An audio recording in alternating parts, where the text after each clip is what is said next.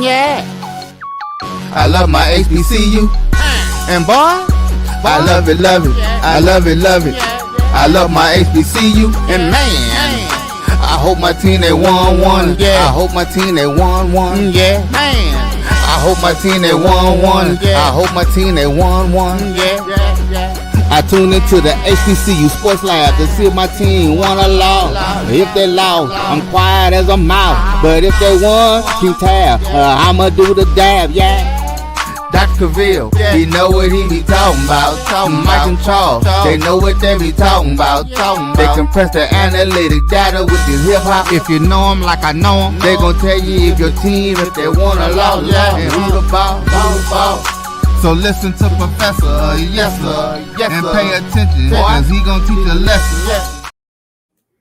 All righty. This is Dr. Phil. Hey, okay. I'm about to take over again, but go ahead, Doc. I like it. That's pretty fly. That's pretty fly. He's so used to being on the Friday where he takes it over. Yeah. But we're going to tag team on this. This is both of us. We're going to show up and show out. So one segment, I'll come with the intro. Next segment, Kyle T. Mosley will come with the intro. With that being said, appreciate you spending some of your Friday evening with the squad and finding the time to do what you always do in the middle of all the things that you do, which is talk about HBCU sports. And more importantly, for a lot that don't realize, he also writes about HBCU sports, among other things. So it's good to have Kyle T. Mosley back on the show. It's good to have him also jumping in and back in the lab where he's in the control of the lab. So we'll see how this goes. I'm here in Atlanta. I just landed, and that's why we're a little bit off of schedule, but we're going to give you a full hour. Kyle T. Mosley is back in Houston on the home front, getting it down. But let's do as we always do.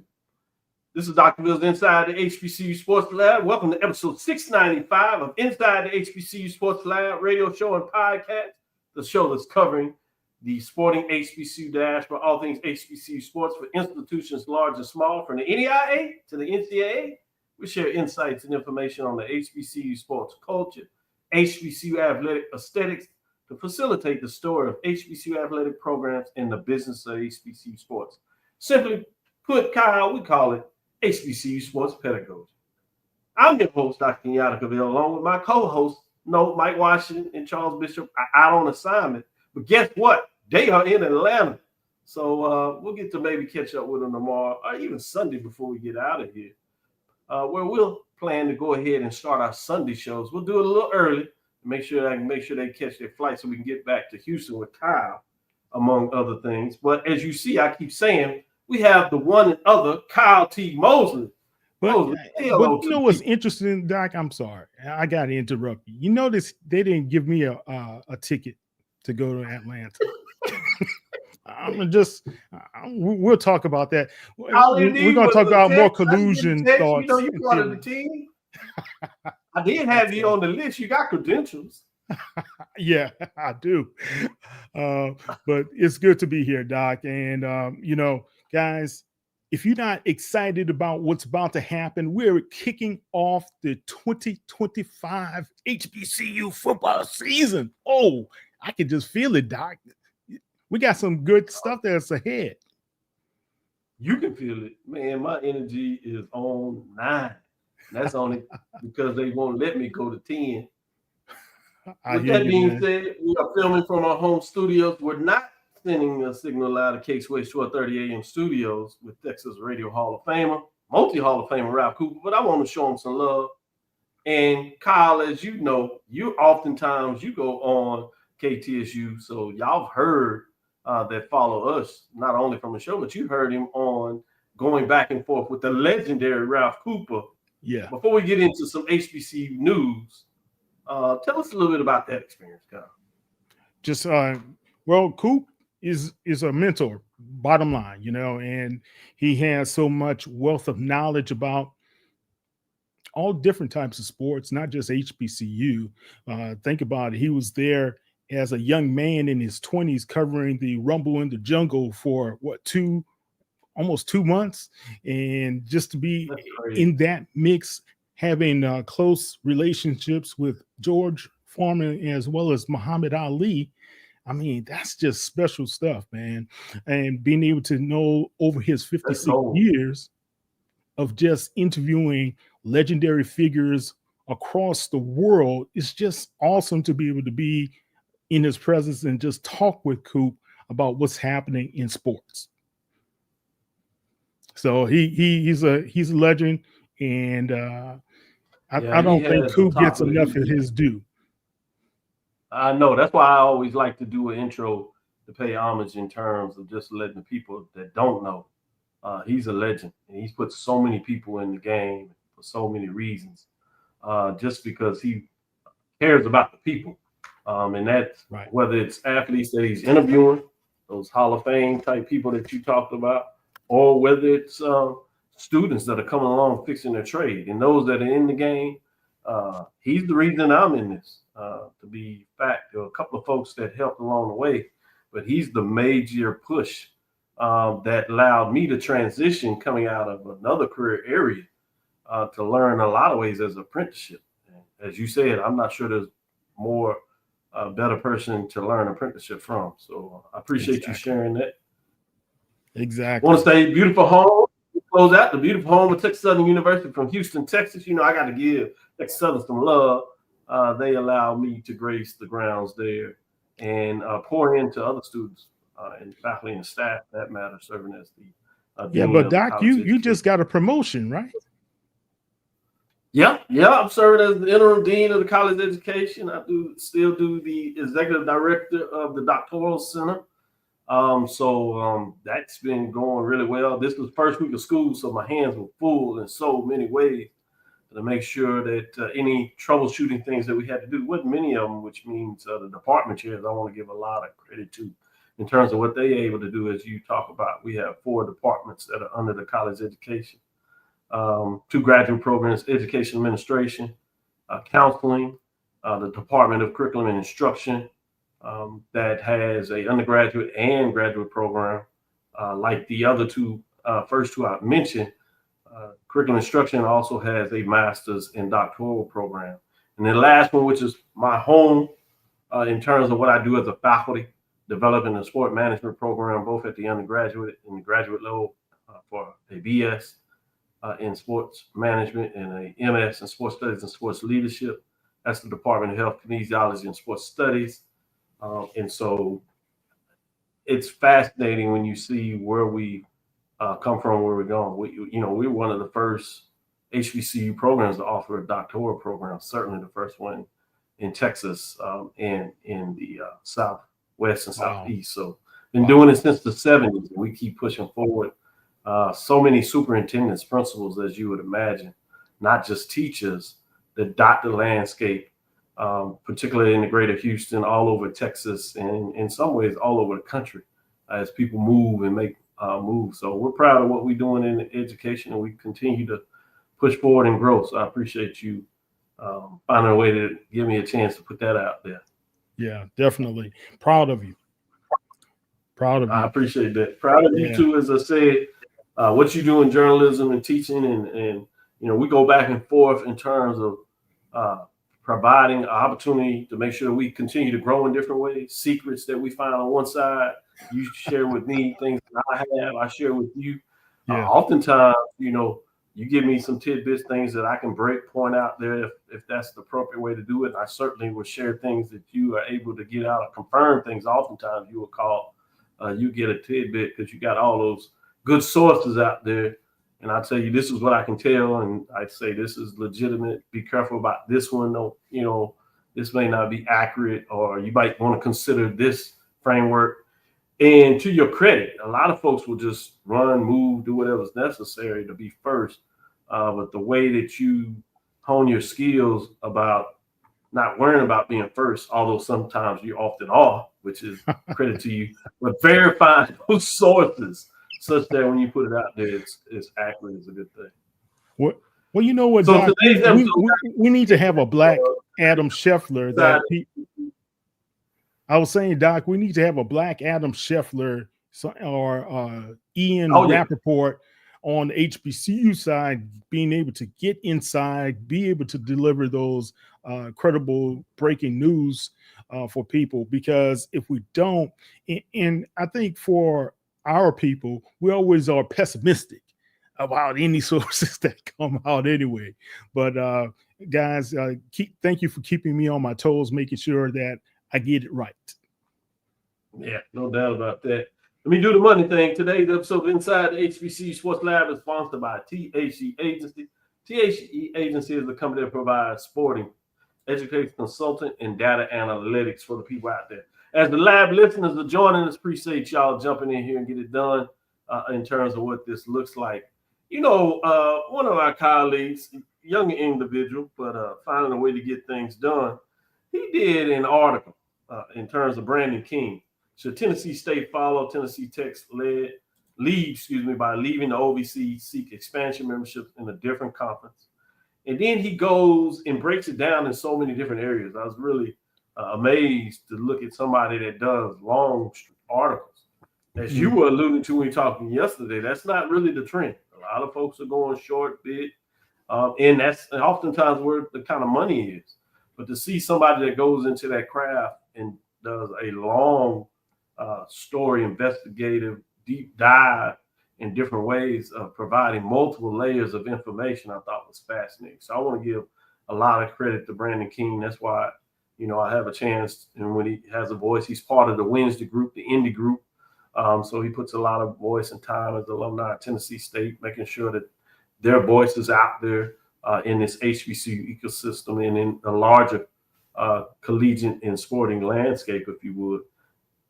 Obviously, along with David King and them as they represent Tennessee State, North Carolina, A&T, and Hampton in terms of the quote-unquote independent programs. We know they are members of other, what I refer to as historically white college and university conferences, HWCUs. And I do that for folks that hadn't heard this in a while. I use that in the framework of HBCUs to provide a leveling, to make sure that they're all on the same level. Because a lot of times they get away with people have changed it in terms of predominantly white institutions or traditional white institutions, what have you. But that allows them not to escape from the history, which is they were founded as historically white college universities for the most part at the very beginning for white men. And as we frame this and going through that, we see that while historic black colleges were found because they wanted to educate black people and whoever wanted to be educated. They never closed the doors. They never had an opportunity to go to other places. So they pushed to educate one another in various means. They were able to find a way to create HBCUs. So it's a total different framework. So I always like at times to put that on the table because sometimes we don't consider that. Yeah. But going back to this article, he has a second part where he goes down this rabbit hole, if you would, and says, as a member of the SWAC, what would a Tennessee State football schedule reveal in 2026? Does that really quick, just like Tennessee Tech is joining the Southern Conference, SoCon, as they say over there, excuse me. And he extends it in terms of continue with the divisions. And there's a framework where he talks about a 9-conference schedule because he breaks down the fact that FCS can play 12 games. So he goes in so many different ways that you can take a deep dive to read this. But as somebody that writes, first of all, I wanted to get your thoughts on the writing component of that, if you would. Oh, and then I wanted Brandon, to get your opinion on what that looks like. Well, first of all, Brandon did a tremendous job being able to do the breakdowns and give some clarity to the proposal, right? When you look at the OVC, and they had to combine with the Big South as well. Yes, that's right. When he said it was kind of becoming a dying conference, and then you have Eddie George and those guys winning the OVC for, I think it was first time for so many years. It was a great sign, right? Now Eddie George has moved on. Now you have Reggie Barlow, who comes in and he brings his pro staff with him as well. Logically, would it make sense for them to stay there? Or since the SWAC could be growing and expanding, could that happen? You know, bringing them into the SWAC. But if you bring them into the SWAC, you have to also bring another entity into the SWAC as well, right? So, but we have heard some rumblings from some schools on the East Coast. We're not going to say which conference, but that they have been investigating the possibility of leaving certain conferences and joining another HBCU conference somewhere. So, and plus, I don't know how happy, if you look at the two in the CAA, are they really happy still being there? You know, after a couple of seasons, it doesn't look like they have made any headway. But those are just certain things you have to be able to consider with that. And I just like how he broke everything down. Very intelligent, very logical. And but if it has us talking, it must have been a really good article. That's what I'm saying. You got to go read, guys. Got to go read out there. I love it. Great points made by you, and I appreciate that. Let's take our first break and come back on the other side, and then we're going to go into an area where you specialize also, which is the NFL. Obviously, what we do over here is look at an HBCU. So we're going to tie in a little bit and give you a chance to take some names that folks need to look at. You know, cut day is coming. What are your prognostication in terms of who will be able to actually make the team? Some of those key players that are currently on teams, what does that look like? So we can let you go in any direction as you do that. One of the things we were talking about, and you'll see this off and on, Kyle T. Mosley will be part of the team as he does a combination, continue to do his show. We want to make sure that you join him and watch what he does, continue to read his articles, go check out the site. Does great material over the first, and second, it's important to support the HBCUs that are getting out here, journalists, I should say, that are giving that information to the public. And the more you give to them, the more they can provide you of what that looks like. But beyond that, every so often, you'll see him jump on here and do some Friday segments where he'll talk about a mix of HBCU sports information of the day that he wants to bring you. Oftentimes, he'll connect it to the NFL. So this is a way, whether you connect it directly to his page or when he has the opportunity to come on our stage to give you even more in terms of taking that next step, looking at those HBCU players that make it to the next level or can be making it to the next level. He'll share that as he'll bring in his own guests and telling you what that looks like. So look forward to that. We'll continue to bring that back, particularly in this football season. It's based on his time. Got to realize this man is busy, so he travels oftentimes to go cover those NFL teams. So some Fridays, his schedule just won't let it work, but keep your eyes on. We'll keep that out there. Do the notification, and you'll be able to catch it at any time. And I want to ask you a question when we come back from break about journalism as well. So, guys, we will take a quick break. We'll be right back in a few minutes. Get ready for the inaugural Unity Classic, Saturday, September 13th at Nathaniel Glover Community Field and Stadium. It's a clash of the Virginia Union Panthers of the CIAA and the Edward Waters Tigers of the SIAC. Plus, an HBCU band battle between the Edward Waters Triple Threat Marching Band and the Virginia Union Ambassadors of Sound. The inaugural Unity Classic goes down in Duval. This is Brian Fulford. A.D. Drew and I are co-hosts of the BCSN Sports Wrap. We talk about all things related to HBCU athletics. From the games, teams, coaches, and fan interest stories, we cover it all. You can find our shows on Facebook at BCSN Sports Wrap, YouTube at MyJBN Online, and everywhere you listen to podcasts like Anchor, Spotify, Google, and Apple Podcasts. You can also find the show on the Jericho Broadcast Network's app. Make sure to download. We look forward to you joining the conversation and being a part of the show.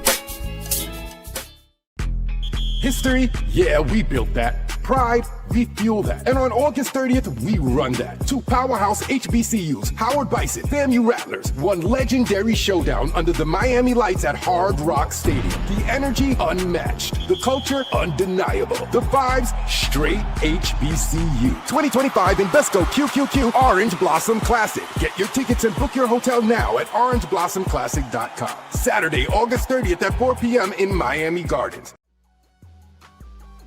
This is the Dean of the College of HBCU Sports, Kenyatta Cavil of Dr. Cavill's Inside the HBCU Sports Lab with Mike Washington and Charles Bishop.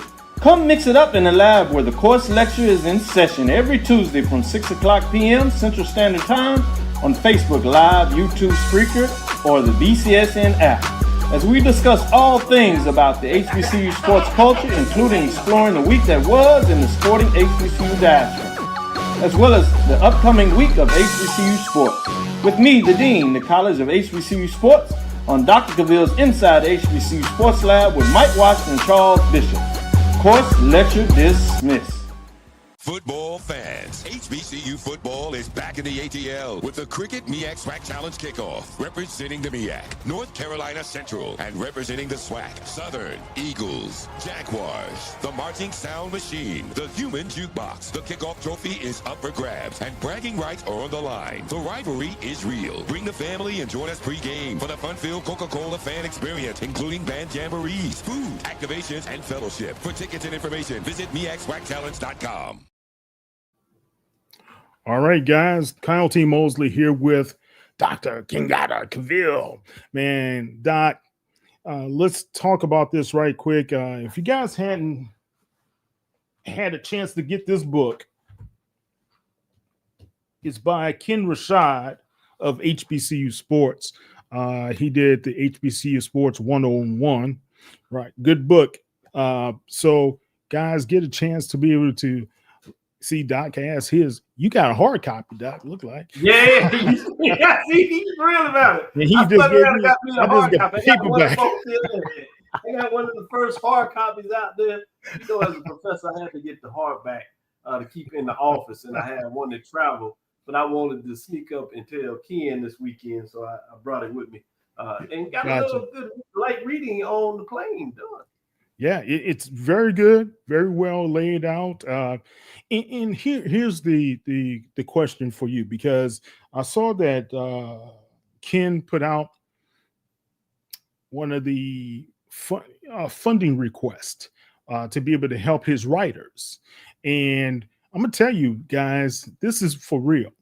What is happening now in the sports world that's affecting the sports world is AI. AI has been really negatively impacting a lot of websites across the board, sports websites across the board. And we're talking about major sites like Sports Illustrated or ESPN. On average, the readership has, I think has decreased up to 35% this past quarter. That's staggering and huge. So supporting our HBCU programs, such as the Sports Lab, and as well as HBCU Sports, as well as HBCU Legends and HBCU Game Day, are very important for you guys to go out, read the articles that these sports writers are putting out, instead of just looking at the cut and paste guys that are just giving you some graphics. Read the articles, because these writers are taking their time to be able to give you and deliver some quality press for you, so you can be able to get some knowledge of what's happening in the sports world. So the request from Ken and HBCU Sports, don't take that lightly, because he has a good staff over there. Try to help those guys out. Okay? What's your thoughts? Oh, man, I'm so glad you brought that up. As you do, Kyle T. Mosley with the takeover. See, the second segment is just a little different when Kyle does it. But I'm glad you brought that up, because it's so important. You know, as somebody that's in the field, and, you know, on our side, academically, we want to allow students to use AI to enhance what they're doing, not to disrupt to the point where they're doing more copyright infringement on whoever's spaces. But to your point, a lot of people may realize when they Google now and you put in some search stuff information, some of the first things that comes up is the AI algorithm that tells you whatever. And that's what you're alluding to. When people type in stuff and they want to do a quick search, so that's fine if you use some of that.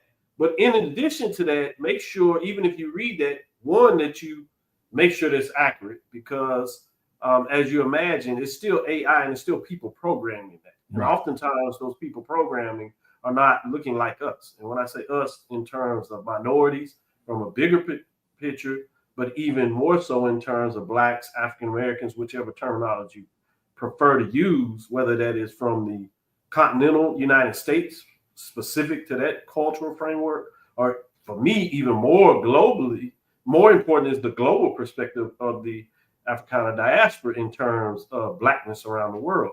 And those folks are not doing that work. So you'll also get a lot of misinformation. Well, one of the ways you do that is making sure when you go beyond that is you actually click on some of the HBCU sites, and you continue to do that. So throughout your day, when you have a moment and you're doing searching and reading on stuff of the social media platforms, not saying that you can't do that. Obviously, it's entertainment and you do it for a reason. But make sure you take time to go and hit these sites. You go to HBCU, the legends in terms of what Kyle T. Mosley puts out there. Go to HBCU Sports. Go to HBCU Game Day. One of them may be your favorite, and you can put that up there. But it's important that you understand that all of them have slightly different ways that they write, slightly different ways that they provide information. So it's good to make sure you hit all those sites. One, because it helps them in terms of the algorithms of what's going on. It helps them financially to make sure they can maintain this, right? Because a lot of people, they're professionals at this. This is how they make their living. This is how they pay their family. I have the luxury where I'm a professor, and at this point, serving.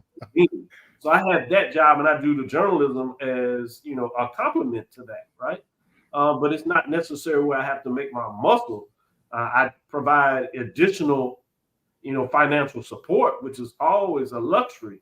But for our folks that are cutting their teeth and making sure that they're sending their kids to college, and they're supporting their family, that's the extended family. So things that y'all fight with at home in terms of responsibility, those little things help. And if you can donate to support them, you know, you have additional financial support, you can do that as support. I have my own thing, and I don't see you all as adversaries. I donate to all these sites all the time. I have the additional funds to do it. I think it's important. So I don't see them as direct competition. I see us as a true family, that we have unique things that we bring to the table that we push out. And it's important to recognize what that is. Again, I'm not saying you can't have a favorite. I'm not saying that you have one that you may go to more than the other. I certainly ask you to click one of them, whichever you like, as your favorite. Your homepage is open.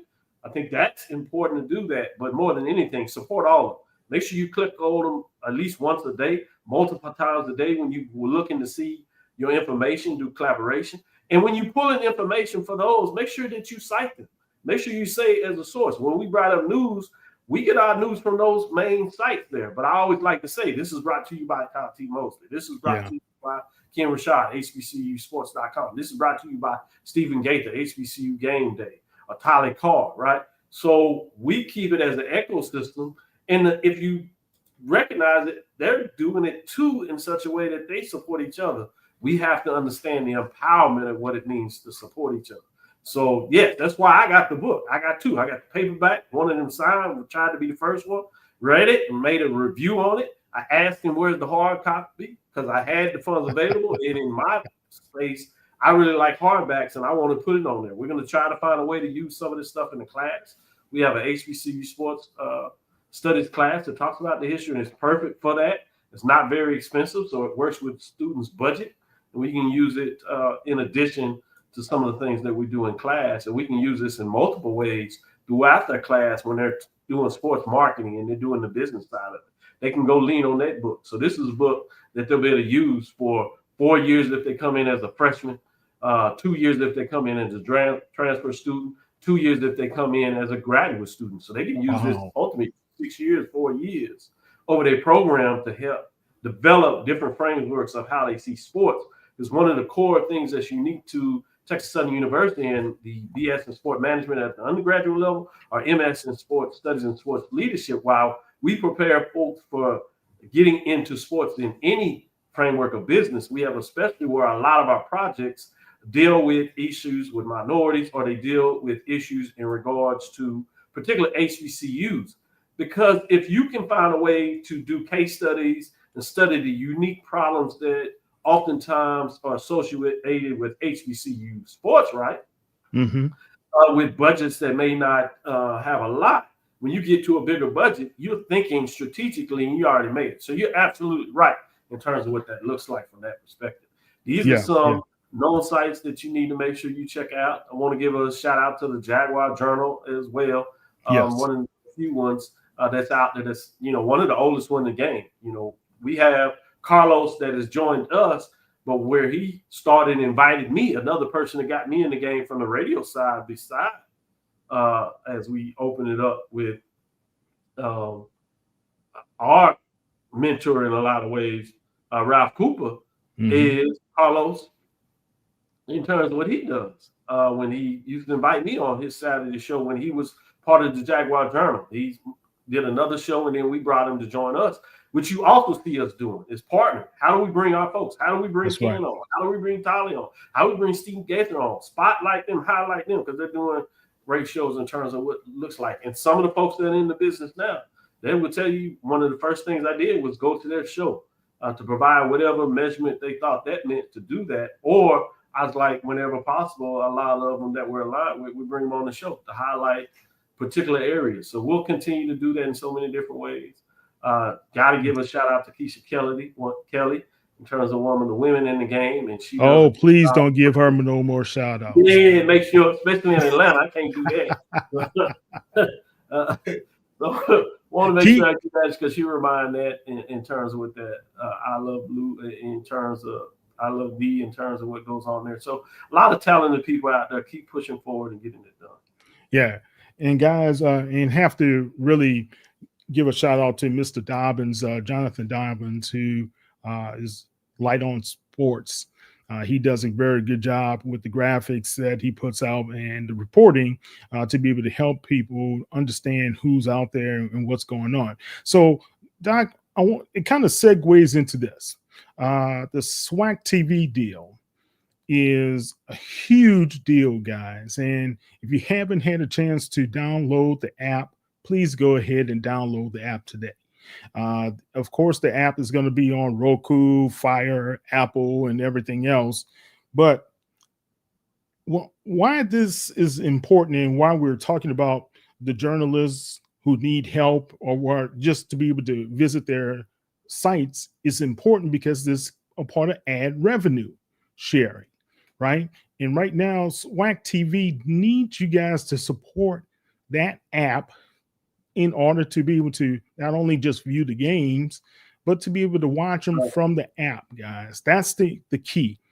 And I'm glad that Dr. McClellan went this route to be able to bring more of the sports to the people, but to control the sports narrative as well from the app. And that's going to be very important how that continues to grow, but it needs you guys to be able to go ahead and do the impressions and put the information out there. If there's some ads out there, click on the ads. It's not going to hurt you. Those things are important to have things for the app to grow, for the conference to grow. I'm sorry, what'd you say, Doc?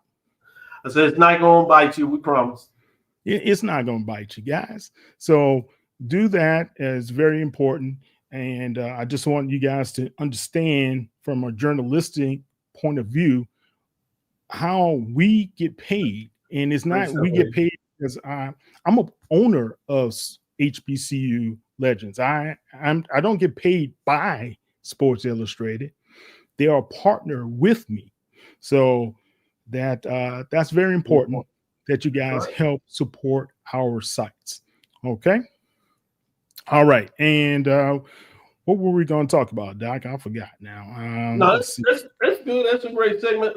Last thing is just NFL, HBCU. NFL, yeah, HBCU guys. Obviously one of the biggest names out there, Shador Sanders. Talk about that, but touch on him or anybody else. Where are you with some of that? Well, let's save Shador for last. But guys, if y'all haven't been watching, and I know defensive linemen, offensive linemen are not sexy to watch. They're not the big guys that you want to say, oh, I just got to watch this guy, right? But Elijah Williams, the young man out of is it Morgan State, right? So he went undrafted. And now he is on track to be able to make that team because he's been highly impressive during preseason, just moving bodies around from a defensive tackle standpoint and getting to the backfield. So watch his career. That's going to be very important.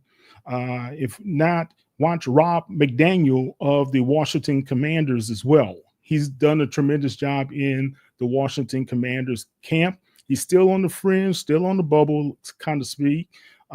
There's a chance he could be able to land on the practice squad, but he made a play on Monday Night Football. He could have intercepted the ball, but he got his mitts on the ball, and that was great to see. Then you have Ian Wheeler. And now, if you don't know that guy, he's right from H-Town there, Doc. The young man who went to Howard University last season during I think it was the last preseason game or second preseason game for the Chicago Bears. He tore his knee, tore the ACL, rehabbed all year long. He was very impressive last week. 2 touchdowns in the game, and he led the Bears in rushing over 80 yards. So those are some of the HBCU to NFL type of guys that we need to pay attention to. And there's so many more that is doing very good. Shiloh Sanders is on the bubble, so to speak. He's got to have a pretty impressive game to be able to make that 53-man roster. However, they still believe he could be able to come in on the practice squad. Practice squad is very important because those guys can get elevated throughout the season around 6 or 7 times. So very important for him. And of course, the big name, which is, I believe is the big bus. Not he is not the bus, is Cleveland Browns are the bus, is Shedeur Sanders. Make it make sense to me, Doc. I mean, you're logical, and I'm going to need some therapy on this as well as many, many others, is that when you look at the optics of how Cleveland has handled the quarterback situation, it's been horrible, horrendous. When drafting Dylan Gabriel, drafting Shedeur, of course, there's going to be reps that these young men need to be able to get acquainted with the systems, right? Right. Shedeur hadn't had any first team reps until the week he was going to prepare. Well, a couple of days before he went into the game and had a tremendous game, right? Right. Of course, the following week, he had an oblique strain. Muscle had to kind of rest. Now he's going to play in this game coming up. So Dylan Gabriel had, I would say, a modest game, but he did have a pick 6. He could not handle the pressure from time to time. He was just dinking and dunking. And also you could see that if he's not in rhythm, it's going to be an issue. So we know in the National Football League, you're not going to ever be in rhythm all the time unless you are Tom Brady, Drew Brees, or somebody like that who just runs the offense that way in a precise way. So right now, Shedeur Sanders is due to play in the game, but of course you have 40-year-old Joe Flacco, and then you have Dylan Gabriel. Kenny Pickett's not playing because he's still injured. What's going to happen there? Is Shedeur just going to get mop-up duty in the fourth quarter? How do you feel about that? Well, Doc is buffering right now. How do you guys feel about what's going on with Shedeur? Let's hear from you in the chats until we get Doc back. Chris Gardner said, great point. Let's see, Mr. Israel, Dr. Israel Carey. Happy weekend. Happy weekend to you. Well, Doc, what about Shedeur? How do you feel about it? That's your Jackson State blood there. Talk to us. How do you feel about what's going on with Shedeur? We want to hear from you guys at this time. Okay, Doc is back. How you doing, Doc? So I was asking the question, do you think this is one of those situations because after hearing what Eric Dickerson had to say about the possible collusion against Shedeur Sanders in the draft, it all makes sense. But you don't want to go with the conspiracy theories to be the driving force when it comes to making some of these business decisions. But something is there. Something has to be there, wouldn't you think? Doc, can you hear me? Okay, you froze again. Dr. Cavil? Okay, so guys, pay attention to what's happening with Shedeur Sanders at this time. Of course, this is the kickoff weekend, and we talked about week 0 where the 2025 MEAC SWAC Kickoff Challenge is going to take place in Atlanta, Georgia on tomorrow night. We have NCCU versus Southern University, and right now the Cats from Southern University feel very confident, but they still have not chosen the quarterback. Will that be an issue for Coach Terrence Graves to be able to make sure they have the right person under center? So in his, I guess, couple of his press conferences, he was telling us that he believes that he's going to play both of his quarterbacks. They will also be a part of that. How you doing, Doc? Are you back? Yeah, I'm back. I'm back. That hotel Wi-Fi, Okay. man. That's why I like to bring my own Wi-Fi. That's okay. Yeah, I saw you buffering there. So let's see. Dr. Carey, he said when Shedeur went so late in the draft, I knew that they were playing games with him. Not confident from Jump Street that going into that slide. But what doesn't make sense to me, Doc, is the fact we had a young man that was pegged probably 1 to 3 in the pecking order, or probably in the top 10 that could have gone to anybody right now. And when you look at where Shedeur is, he went to the 5th round, 144th overall. But you have so many of these other guys, like the young man in New Orleans. He's the 2nd round pick, but he looks terrible. Nowhere near as polished as Shedeur. Right. And I've got to say it like it is. No, so that's true. how do you have? Go ahead. That's true. Everybody watching it like you. You just telling the truth. It's crazy to think that the New Orleans Saints, who desperately needed a quarterback, is now going to still be kind of behind the 8 ball. And I've covered the Saints since 2006, guys. I'm a native New Orleanian as well. So I know that organization left and right, up and down, inside and out. There was a reason why Tyrann Mathieu decided to retire. Right. He knew this was going to be a tough season, and putting his body out there, I guess, for another season was going to be hard. But yeah, not knowing that the realistic chance of the championship or even a decent run in the playoffs was not real. Yeah, definitely not real. At some point, you make the money you have, and it just doesn't make sense. Yeah, and what concerns me is the fact that you have guys like DeMario Davis, Cam Jordan as well playing for that team. They're really on their last years. So and I'm surprised the Browns at least did not make a pitch to somebody to try to trade Shedeur. Okay. Or is it that the NFL is just waiting to see if they're going to cut him, release him, or put him on injured reserve? Now, that's one way they can stash him for another year.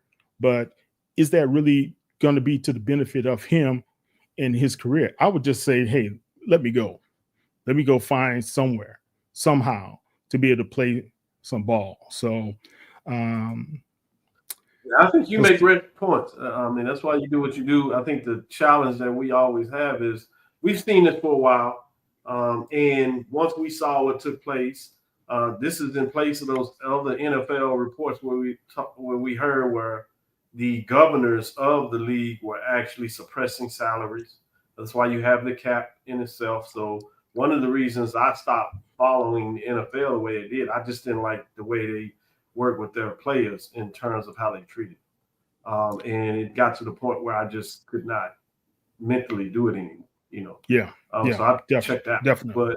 But you see it enough and watching and reading your stuff. I wanted to give another shout out while we're talking about is another one that is true to is Luke Williams in terms of what he does with the Black College Sports page. Yeah, Luke is very good. And he covers a lot that he does VCSP in terms of players of the week. And he talked about and has Ian Wheeler, as you alluded to, in terms of some updates of what that looks like. So great points when you talk about Shedeur Sanders and the challenges that he's up against when you have a league that oftentimes likes to make examples. Because if somehow at some point he finally makes it, whether it's with the Browns or another team, everybody will kind of forget those that didn't pick him. And they all of a sudden will celebrate in terms of his accomplishments as looking at it as something that he's overcome. Right. Which is great in some ways, but oftentimes it's sad that so many players have to deal with this. We talk about this all the time, particularly with HBCU players that we see and believe that could make it, but don't necessarily get the opportunities. You're one of the foremost folks that are out there that talks about it all the time, that's covered that, have interviewed folks that are in the league that are in general manager's position. You cover, obviously, what Doug Williams and Shaq Harris does in trying to show light, and you ask those tough questions from a lot of people involved of doing that. So, well, I had to ask a tough question today. After all of this came out with Eric Dickerson, it started making me think. Remember, we had 5 or 6 young men to be drafted in 2022. Why 0, then 1, then 0? And it just means then 1, we had 1-1. So why did we have only sparingly interest in HBCU players all of a sudden? Doug Williams does a tremendous job every year. This is a league that has showed you over and over that they tried to find a way to actually devalue players. I mean, you see this with the best players that are all pro, Hall of Famers. They always seek to devalue players so they can pay them as low as possible, right? In terms of their salary.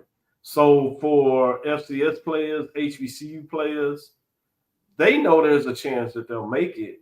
But if they concentrate and take them as free agents, they are less expensive in terms of the overall contract.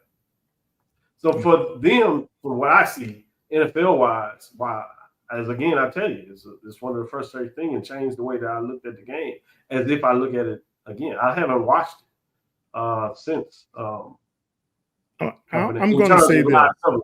Obviously, I follow the updates with ESPN, but that's my fundamentally economic financial framework of why they do what they do. It is simple financial things. When we know it's not right, but whatever, for them, it's a win-win. They literally can say that, look how we mine, we get great, and this person is overcome, but they're paying them at the lowest rate.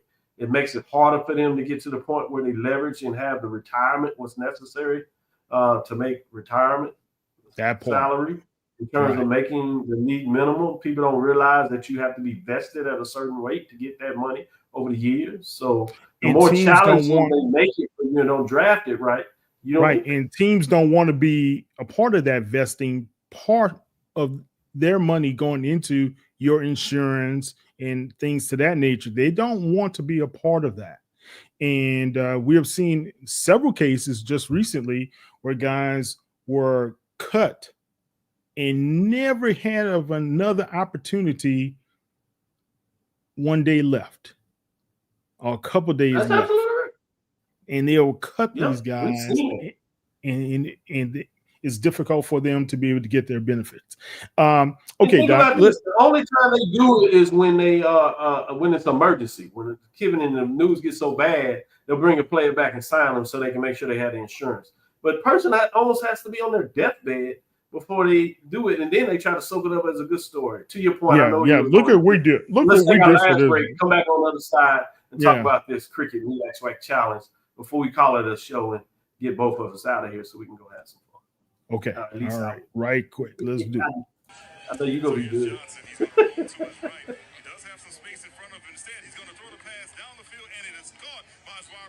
Cavil, and Cavil gets the ball near the midfield stripe. First big play of the game, and Johnson made a great decision there. He could have continued to run, but kept his eye. Now, you can live in Texas and not have a good red meat blend. Texas Cowboy Dust is designed for steak and other red meats. It's out to be my most popular spice blend, made with onions, peppers, ground mushrooms, pink salt, and other spices. Texas Cowboy Dust also goes great with chicken, pork, vegetables, and adds a restaurant quality sheen to gravies and sauces.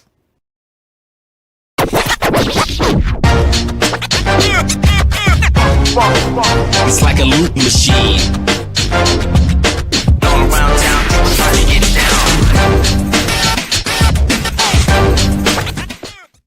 Vanilla smoked sea salt seasoning is for seafood. The tarragon and fennel bring out the natural sweetness in seafood. I also use it in rice dishes, on yams, asparagus, blueberry pancakes, and believe it or not, chocolate chip cookies. Vanilla smoked sea salt adds a salty and savory component to sweet dishes that create a symphony for the tongue.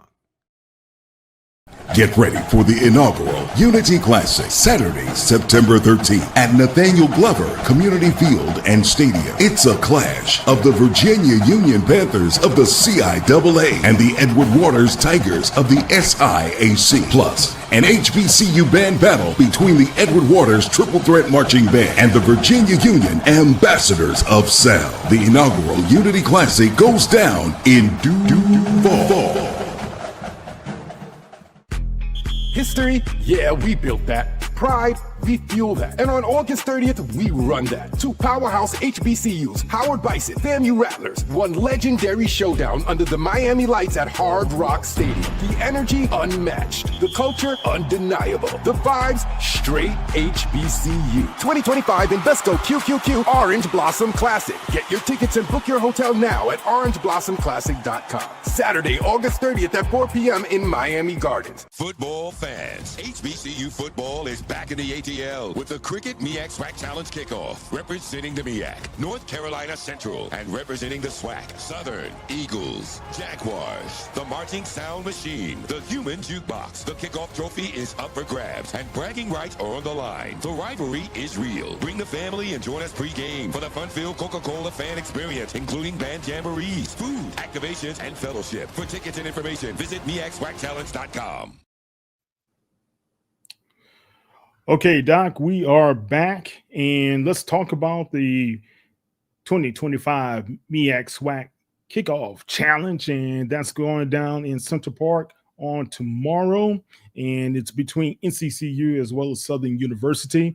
And right now, we had some kind of worries about the quarterback situation with the Southern Jaguars, but could it be showmanship? You pointed out. So what's your thoughts? I think a lot of it is showmanship. At this point, you know who your quarterback is. You're just not saying it. Now, you may, as a coach and a coaching staff, may have somewhat of your concerns, and you may not see a huge separation. You might even go with the idea that you're going to play two quarterbacks, whether it is some series or you're going to make sure that you give some time. But you know who your starter is by this time. You're just not releasing it. So it's certainly gamesmanship at this point. We'll see what that means in terms of as the game plays out. I love that folks have picked up on this in terms of how we cover HBCU sports because the interest is there. This is the team Southern that was picked to win the Western Division, as you know, by the coaches and sports information directors. A lot of folks that do independent polls have them ranked in their top 10, top 5. Obviously, when we released ours, we have it as a 3-4 matchup. We have North Carolina Central coming in as number 3 of the MEAC as they were picked in terms of at the top, along with South Carolina State of the MEAC. They went 8-3, 4-1 last year with that loss to South Carolina State. The only thing that kept them out of the Celebration Bowl bid That's 2 years in a row where they just missed, and so they're going to be hungry and focused. They got a quarterback coming back, so a lot of people like that. Trey Oliver is one of the best coaches in the business. People like what he's able to bring to the table and always gets his team up. And they're able to do it just not in the conference play or in matchups against HBCUs, but they do it in non-conference games against FCS, historically white universities, as I like to say. But back to Southern, to kind of frame that again, this is the team, as we say, was picked to come out of the West. We have them at number 4 in terms of what that looks like. So I'm fascinated when you talk about this matchup, particularly with everybody concerned about the quarterback play for Southern. Where are you with that? Yeah. Number one, I do believe, as well as you do, that Graves knows who he wants to play. But also, you have to think that Trey Oliver is licking his wounds and licking his chops right now to get this year started, right? Especially when Chinnis Berry came in his first season in the MEAC and took the MEAC, so that didn't set so well for him. But I don't know if there are any big changes there in the NCCU program. I've seen a couple of their practice films. I've seen Southern's practice films. It doesn't matter. It just comes back who's going to execute more, who's going to make the mental mistakes, who's going to take advantage of those mistakes. And I think this one is a very great kickoff challenge because both of them are really equally yoked in a lot of ways. So it's going to be a good one tomorrow night. So guys, pay attention to that one. Okay. Yeah, I agree with you. And before we get off, Doc, because I only have 5 minutes left, we got to talk about the Labor Day Classic. We got to talk about it, and you got duality on you. You're a PV guy, and you teach at Texas Southern. So, I understand how torn you are, but let's get to the realities. We have a new coach, Tremaine Jackson, who took over for Bubba McDowell over on the Hill, and you have Chris Dishman, his second season. Both of these guys are very confident in their teams. They had a plethora of new talent to come in on both sides. I think when talking to Butch Alcindor, he said over 25 high schoolers came in for the Texas Southern program. And when it came to PV, they had nearly 70 new people on that roster. Total makeup, but most of those guys came from Valdosta. He had knowledge of some of those guys, and they did a very good job recruiting. Guys, I can't tell you who my dog is in this hunt because I don't have one. But I can tell you this. If you're not in Houston at Shell Energy Stadium at 7 o'clock next Saturday night for the 40th Labor Day Classic, you're missing a good one. It's going to be very good. I think to your point, both of these teams have a lot of excitement around them. Texas Southern in terms of what they're bringing back, what Dishman was able to do last year's first year in, obviously down on the Hill with Coach Jackson, what he's done in terms of revamping that team, flipping the roster, how much excitement he has with the fans over there is going to be very fascinating what that looks like. You remind me of a great Texas Southern University alumni, I should say, and she always pokes a little fun at me and call me Crouching Tiger, Hidden Panther. So one of the best lines I've had out there. But yeah, I get it all the time. Prairie View fans, Texas Southern fans that ask who you are rooting for, and the truth is, over the years since I've been in the media game, you kind of take your fandom out a lot of ways over the years, and I've just been able to do it from a professional. What I've come to look at this game is rooting for the team that I think needs it the most in terms of a coach or a team in terms of what would help with marketing to help put this game out there. So I'm really hoping for an exciting contest in terms of having fans in there.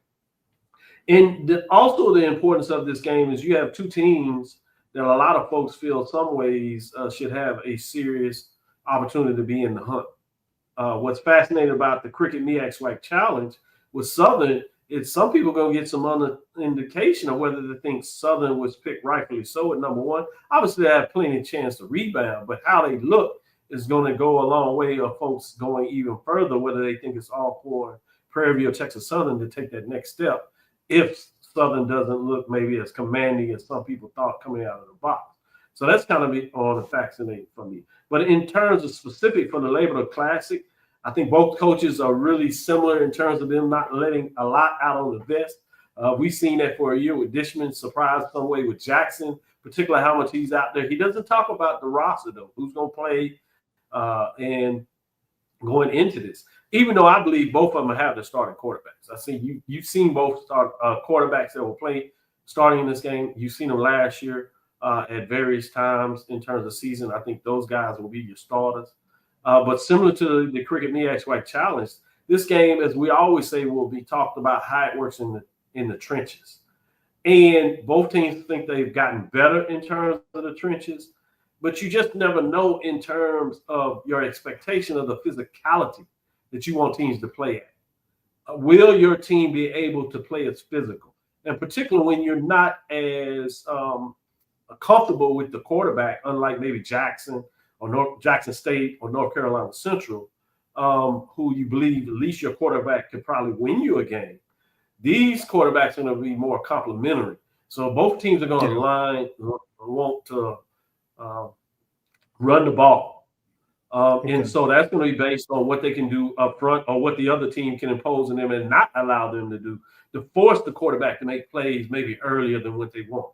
They're going to want to run and maybe surprise with some pass plays. Obviously, with third and distance, they'll get into some probably pass plays, but I don't see early in the season that either one of these teams are going to really want to lean on the quarterback. And that's just not the coaching style of neither one of these coaches. They believe in the run, being physical, and setting up. So I'm fascinated with that matchup as well in terms of the kicking off the year for a conference play. And it means so much, particularly for Prairie View. It has so many of its games early on in terms of Grambling and State Fair Classic and Southern. So they can have a major push early on the season and kind of put themselves in a commanding position, or they can be really behind the eight ball very early. When you see Texas Southern, some of that comes on the back end of their schedule. So it's fascinating to see what that looks when you talk about scheduling wise as well. Well, I tell you what, guys, whether you going to believe this or not, I think it's going to be a close game. It's going to be a competitive game.